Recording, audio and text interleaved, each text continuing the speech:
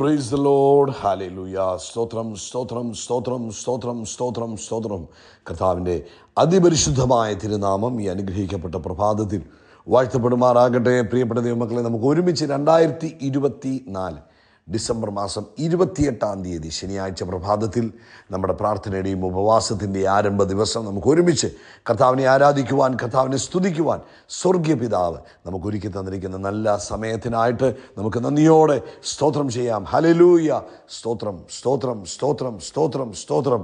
ആമേൻ. കഴിഞ്ഞ പകൽക്കാലം മുഴുവൻ കർത്താവ് നമ്മളെ കാത്തുപരിപാലിച്ചില്ല. ഓർത്ത് നോക്കി, എത്ര അത്ഭുതകരമായിട്ട് കർത്താവ് നമ്മളെ നടത്തി, എത്ര ശ്രേഷ്ഠകരമായിട്ട് കർത്താവ് നടത്തി. നമ്മുടെ സകല ആവശ്യങ്ങളിലും കർത്താവിൻ്റെ കൃപ കൂടെയിരുന്നു. ആമേൻ ആമേൻ. ഇന്നലത്തെ മീറ്റിങ്ങുകളെല്ലാം കർത്താവ് അനുഗ്രഹിച്ചു. കൈകൾ ഉയർത്തിപ്പിടിച്ചിട്ട് കർത്താവിന് സ്തോത്രം ചെയ്തേ. ഹല്ലേലൂയ. സ്തോത്രം സ്തോത്രം സ്തോത്രം സ്തോത്രം സ്തോത്രം. ഈ പോയ രാത്രികാലം നല്ല ഉറക്കം തന്നില്ലേ? സ്വസ്ഥമായി ഉറങ്ങുവാൻ കർത്താവ് സഹായിച്ചില്ലേ? യാതൊരു ഡിസ്റ്റർബൻസും ഇല്ലാതെ ഉറങ്ങുവാൻ കർത്താവ് സഹായിച്ചു. കൈകളെ ഉയർത്തി കർത്താവിന് സ്തോത്രം പറഞ്ഞ് നന്ദിയോടെ സ്തോത്രം സ്തോത്രം സ്തോത്രം സ്തോത്രം സ്തോത്രം സ്തോത്രം സ്തോത്രം. അപ്പ ആരോഗ്യത്തോടെ സൗഖ്യത്തോടെ രാവിലെ ഉണർത്തിയതിനായിട്ട് കർത്താവിന് സ്തോത്രം ചെയ്യാം. നമ്മൾ ചിന്തിക്കുന്നില്ല. നമ്മൾ പലപ്പോഴും ചിന്തിക്കും, ഞാനങ്ങ് എഴുന്നേറ്റു, ഞാൻ ഉണർന്നു എന്നാണ് പറയുന്നത്. അങ്ങനെയല്ല. ആമേൻ. നിങ്ങൾക്കറിയാമോ, നമ്മളെക്കാൾ ചെറുപ്പക്കാർ, നമ്മുടെ സമപ്രായക്കാർ പലരും ഉണരാതെ പോകുമ്പോൾ ദൈവത്തിൻ്റെ കൃപയാണ് നമ്മൾ ഉണർന്നത്. കരമുയർത്തി പറ, കർത്താവേ, അങ്ങയുടെ കൃപയാണ് ഞാൻ ഉണർന്നത്. ഹല്ലേലൂയ. സ്തോത്രം സ്തോത്രം സ്തോത്രം സ്തോത്രം സ്തോത്രം സ്തോത്രം സ്തോത്രം. അങ്ങയുടെ വൻ കൃപയ്ക്കായി സ്തോത്രം സ്തോത്രം. എന്നെ ഉണർത്തിയതാ, ഞാൻ ഉണർന്നതല്ല. കർത്താവ് എന്നെ ഉണർത്തിയതാകുന്നു. ഈ പകൽക്കാലം വീണ്ടും ജയത്തോടെ നടത്തുന്ന ദൈവത്തിന് thank you father, thank you father, thank you father. ഞങ്ങളെ അത്ഭുതമായി നടത്തുന്ന കർത്താവിന്, ആരോഗ്യത്തോടെ സൂക്ഷിക്കുന്ന കർത്താവിന്, ആമേൻ, ജയോത്സവമായി നടത്തുന്നവന് ഞങ്ങൾ നന്ദി പറയുന്നു, നന്ദി പറയുന്നു. അപ്പയ്ക്ക് നന്ദി പറയുന്നു. സ്തോത്രം സ്തോത്രം സ്തോത്രം സ്തോത്രം സ്തോത്രം. അപ്പ ഈ പകൽക്കാലം അങ്ങ് ഞങ്ങളെ അത്ഭുതമായി നടത്തുന്നതിന് സ്തോത്രം. കർത്താവെ, ഞങ്ങൾ അങ്ങേ സ്തുതിക്കുന്നു. കർത്താവെ, ഞങ്ങൾ അങ്ങേക്ക് നന്ദി പറയുന്നു. ഈ വർഷത്തിൻ്റെ അവസാന ദിവസങ്ങളിൽ ഞങ്ങൾ എത്തുമ്പോൾ അപ്പയുടെ ദയ ഞങ്ങളോടുള്ളത് വലുതാകിയാൽ ഞങ്ങൾ സ്തോത്രം ചെയ്യുന്നു. അപ്പയുടെ വിശ്വസ്തതയ്ക്കായിട്ട് ഞങ്ങൾ നന്ദി പറയുന്നു. അവൻ ഞങ്ങൾ മുടിഞ്ഞു പോകാതിരിക്കുന്നത് അങ്ങയുടെ ദയ കൊണ്ടാകുന്നു എന്ന് ഞങ്ങൾക്കറിയാം. ഞങ്ങൾ നശിച്ചു പോകാതിരിക്കുന്നത് അങ്ങയുടെ കരുണയാകുന്നു, അങ്ങയുടെ വിശ്വസ്തതയാകുന്നു, അങ്ങയുടെ ദയയാകുന്നു എന്ന് ഞങ്ങൾക്കറിയാം. കർത്താവെ, ഞങ്ങൾ നന്ദിയോടെ സ്തോത്രം ചെയ്യുന്നു. ഈ വർഷത്തിൻ്റെ അവസാനങ്ങളിലേക്ക് എത്തുമ്പോൾ ദൈവത്തിൻ്റെ കൃപയ്ക്കായിട്ട് നന്ദിയോടെ സ്തോത്രം, നന്ദിയോടെ സ്തോത്രം, നന്ദിയോടെ സ്തോത്രം, നന്ദിയോടെ സ്തോത്രം. അപ്പാ, അങ്ങയുടെ കരുണയെ ഓർക്കുമ്പോൾ സ്തോത്രം, അങ്ങയുടെ ദയ ഓർക്കുമ്പോൾ ഞങ്ങൾ നന്ദി പറയുന്നു. നമുക്ക് ഒരുമിച്ച് പ്രാർത്ഥിക്കാം.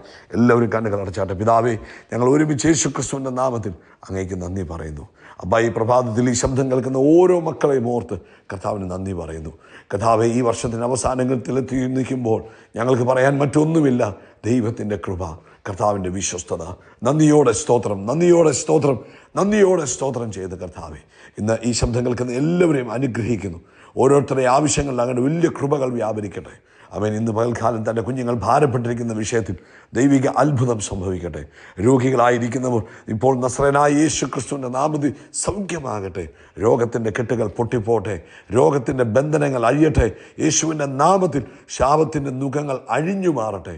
അത്ഭുതകരമായ സൗഖ്യങ്ങളും വിടുതലുകളും ഇപ്പോൾ തൻ്റെ കുഞ്ഞുങ്ങളുടെ മേൽ വ്യാപരിക്കട്ടെ എന്ന് പ്രാർത്ഥിക്കുന്നു. പ്രത്യേകിച്ച് കിഡ്നി സ്റ്റോൺ മുഖാന്തരം ഭയങ്കര പെയിനായിട്ട് കഴിയുന്നവർ ഇപ്പോൾ യേശുവിൻ നാമത്തിൽ സൗഖ്യമാകട്ടെ. പരിപൂർണമായ സൗഖ്യം യേശു ക്രിസ്തുവിൻ്റെ നാമത്തിൽ അവരുടെ മേൽ വ്യാപരിച്ചിരിക്കുന്നതിനായിട്ട് സ്തോത്രം. അത്ഭുതം നടക്കട്ടെ. യേശുവിൻ നാമത്തിൽ അത്ഭുതം നടക്കട്ടെ. യേശുവിൻ നാമത്തിൽ അത്ഭുതം നടക്കട്ടെ. കർത്താവ് അത്ഭുതം ചെയ്തിരിക്കുന്നതിന് സ്തോത്രം. അതുപോലെ ജോലിയില്ലാത്തവരെ ഞങ്ങൾ ഓർക്കുന്നു.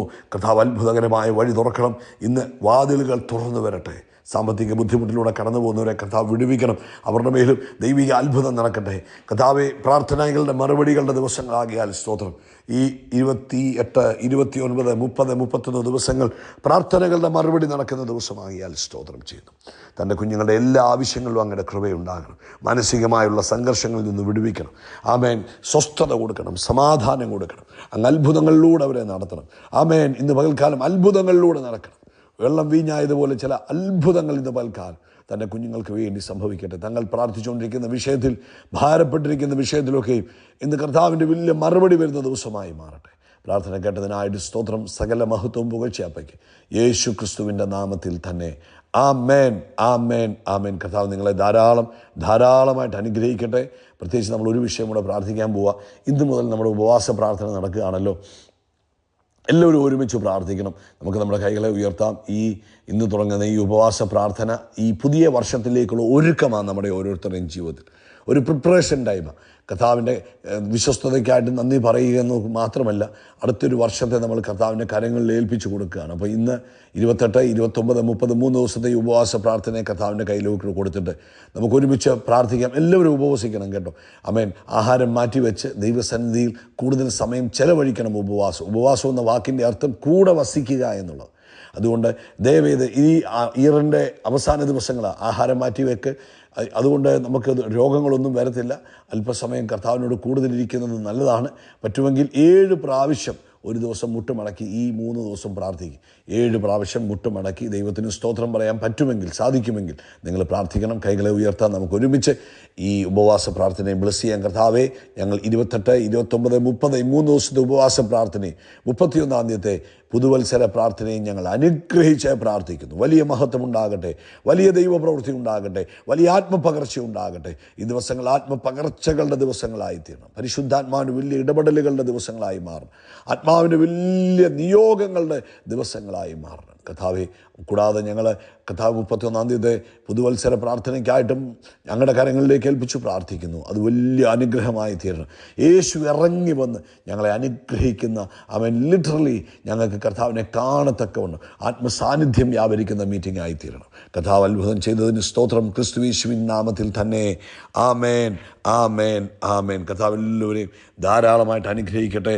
ഈ വർഷം അവസാനിക്കുമ്പോൾ പ്രിയപ്പെട്ടവരെ, നമ്മുടെ ഉള്ളിലൊരു ശുദ്ധീകരണത്തോടുകൂടെ വേണം നമുക്ക് പുതുവർഷത്തിലേക്ക് കയറുവാൻ. ആമേൻ. ഗലാത്യ ലേഖനം 5-ാം അധ്യായത്തിൻ്റെ 17 മുതലുള്ള വാക്യങ്ങൾ വായിച്ച് കേൾപ്പിക്കാം. അവിടെ പറയുന്നത്, ജഡാഭിലാഷം ആത്മാവിനും ആത്മാഭിലാഷം ജഡത്തിനും വിരോധമായിരിക്കുന്നു. നിങ്ങൾ ഇച്ഛിക്കുന്നത് ചെയ്യാതെ വണ്ണം അവ തമ്മിൽ പ്രതികൂലമല്ലോ. അപ്പം ജഡാഭിലാഷം ആത്മാവിനും ആത്മാഭിലാഷം ജഡത്തിനും ആമേൻ വിരോധമായിരിക്കുന്നു. അപ്പോൾ നമ്മുടെ ഈ ഭൂമിയിലായിരിക്കുമ്പോൾ ജഡത്തിൻ്റെതായ അഭിലാഷങ്ങളുണ്ട്, ആത്മാവിൻ്റെതായ അഭിലാഷങ്ങളുണ്ട്. അപ്പം നമ്മൾ ഏതിനെ ആമേൻ അനുകൂലമായി നിൽക്കുന്നു, അത് വളരെ ഇമ്പോർട്ടൻ്റ് ആണ്. വിശ്വാസത്തിലാണ്, നമ്മൾ ആരാധനയ്ക്ക് പോകുന്നവരാണ്. പക്ഷെ നമ്മളിൽ ജഡീകമായ താല്പര്യങ്ങളും ജഡത്തിൻ്റെതായ ഫലങ്ങളുമാണോ കൂടുതൽ പുറപ്പെടുവിക്കുന്നത് എന്ന് നമ്മൾ ചിന്തിക്കണം. ഈ ലോകത്തിലായിരിക്കുമ്പോൾ ആമേൻ പരിശുദ്ധാത്മാവിൻ്റെ നിറവിൽ ആത്മാവിൻ്റെ ഫലങ്ങളെ പുറപ്പെടുവിക്കുവാനാണ് കർത്താവ് നമ്മളെ വിളിച്ചിരിക്കുന്നത്. അപ്പോൾ ഈ വർഷം തീരുമ്പോൾ പ്രിയപ്പെട്ടവരെ, വേദോസം നമ്മളെ ഓർപ്പിക്കുന്നു, നമ്മൾ ആത്മാവിനെ അനുസരിച്ച് നടക്കണം. നമ്മൾ പരിശുദ്ധാത്മാവ് എന്തു പറയുന്നു അത് കേൾക്കണം. അങ്ങനെ ആകുന്നുവെങ്കിൽ നമ്മൾ ജഡത്തിൻ്റെ ഇഷ്ടത്തിന് ജീവിക്കത്തില്ല. ജഡത്തിൻ്റെ ഇഷ്ടങ്ങളെന്ന് പറയുന്നത് ദുർനടപ്പ്, അശുദ്ധി, ദുഷ്കാമം, വിഗ്രഹാരാധന, ആഭിചാരം, പക, മറ്റുള്ളവരോടുള്ള പക, പിണക്കം, ജാരശങ്ക, ക്രോധം, ശാഠ്യം, ദ്വന്ദ്വപക്ഷം, ഭിന്നത, അസൂയ, മദ്യപാനം, വെറിക്കൂത്ത്, ഇതെല്ലാം ജഡത്തിൻ്റെ പ്രവൃത്തികളാണ്. അപ്പോൾ നമുക്കൊരാളോട് ഇപ്പോഴും ഈ വർഷം ഇതുവരെ ആ പണക്കം മാറ്റാൻ കഴിഞ്ഞിട്ടില്ലെങ്കിൽ നമ്മളിൽ എന്തോ പ്രവർത്തിക്കുന്നത്? ജഡമാണ് പ്രവർത്തിക്കുന്നത്. നമ്മുടെ മനസ്സിൽ അവരോടുള്ള കോപം നമ്മൾ വെച്ചുകൊണ്ടിരിക്കുക. അപ്പോൾ അതിന് കാരണം എന്നാ? അത് നമുക്ക് അവരോടുള്ള കോപമാണ്, അത് നമ്മൾ വെച്ചുകൊണ്ടിരിക്കുക. അതും വെച്ചുകൊണ്ട് 2025 പ്രവേശിക്കരുത്. അത് അഴുക്കാണ്, നമ്മൾ കൊണ്ടുപോകാൻ കൊള്ളാത്ത സാധനങ്ങളാണ്. ആമേൻ. കർത്താവ് നമ്മൾ ഇന്ന് ആഗ്രഹിക്കുന്നു അവിടെയൊക്കെ നമ്മൾ ശുദ്ധീകരണം പ്രാപിച്ചു വേണം നമ്മൾ അകത്തേക്ക് കയറുവാൻ, പുതിയ വർഷത്തിലേക്ക് കയറുവാൻ. ദൈവം ആഗ്രഹിക്കുന്ന ലെവൽ, അതായത് പരിശുദ്ധാത്മാവ് ആഗ്രഹിക്കുന്ന ലെവലിലുള്ള ബ്ലെസ്സിങ് നമ്മൾ അനുഭവിക്കണമെങ്കിൽ, ആമേൻ, കിങ്ഡത്തിൻ്റെ ആ അനുഗ്രഹങ്ങൾ പൂർണ്ണമായി നമ്മൾ അനുഭവിക്കണമെങ്കിൽ നമ്മളിൽ ഇതൊന്നും ഉണ്ടാകാൻ പാടില്ല. അപ്പോൾ പ്രിയപ്പെട്ടവരെ, എന്തെങ്കിലുമൊക്കെ ജഡത്തിൻ്റെതായ പ്രവൃത്തികൾ നമ്മളിൽ ഉണ്ടോ എന്ന് നമ്മൾ തന്നെ ഒന്ന് ശോധന ചെയ്യുക. ഇപ്പം ഞാൻ ഉദാഹരണം പറഞ്ഞാൽ, നമുക്ക് ചിലർ നന്മ കാണുമ്പോൾ അസൂയ വരുന്നത്, നമ്മൾ ചിലരോട് പക വെച്ചുകൊണ്ടിരിക്കുന്നത്, ഞാനത് ചെയ്യത്തില്ല, ഞാനത് ശാഠ്യം വെച്ചുകൊണ്ടിരിക്കുന്നത്, ഭിന്നത കൊണ്ടുവരിക. നമുക്ക് ഭിന്നത എന്നറിയാമല്ലോ, ഡിവിഷൻസ്, അതൊന്നും ദൈവഹിതമല്ല. ഇതൊന്നും നമ്മൾ വെച്ചുകൊണ്ട് ഈ പുതുവർഷത്തിലേക്ക് കയറല്ലേ. അപ്പോൾ ഇന്ന് ഈ സന്ദേശം നിങ്ങൾ കേൾക്കുന്നെങ്കിൽ യാദൃശികമായിട്ടല്ല കേൾക്കുന്നത്. 2025 കർത്താവ് നിങ്ങളെ 2024 അധികം അനുഗ്രഹിക്കുവാനും അധികം നന്മകൾ കൊണ്ട് നിറയ്ക്കുവാനും കർത്താവ് ആഗ്രഹിക്കുന്നു. അപ്പോൾ അതിന് നമ്മൾ എന്ത് ചെയ്യണം? അതിനെ നമ്മൾ ഉപേക്ഷിക്കേണ്ടതായ കാര്യങ്ങളെ നമ്മൾ ഉപേക്ഷിച്ചിട്ട് നമ്മളിൽ ആത്മാവിൻ്റെ ഫലം നിറഞ്ഞു നിൽക്കണം. 22-ാമത്തെ വാക്യം മുതൽ ആത്മാവിൻ്റെ ഫലത്തെക്കുറിച്ചാണ് പറയുന്നത്. സ്നേഹം, സന്തോഷം, സമാധാനം, ദീർഘക്ഷമ, ദയ, പരോപകാരം, വിശ്വസ്തത, സൗമ്യത, ഇന്ദ്രിയജയം. ഈ വകയ്ക്ക് വിരോധമായി ഒരു ന്യായപ്രമാണവുമില്ല. അപ്പോൾ ഇന്നു മുതൽ പ്രിയപ്പെട്ടവരെ, നമ്മൾ ഈ ഭൂമിയിലായിരിക്കുമ്പോൾ നമ്മൾ ഇന്ന് തൊട്ട് നമ്മൾ അൺലോഡ് ചെയ്യണം. എന്തൊക്കെയാണ്? ജഡാഭിലാഷങ്ങളെല്ലാം അൺലോഡ് ചെയ്യണം, പുറത്ത് കളയണം.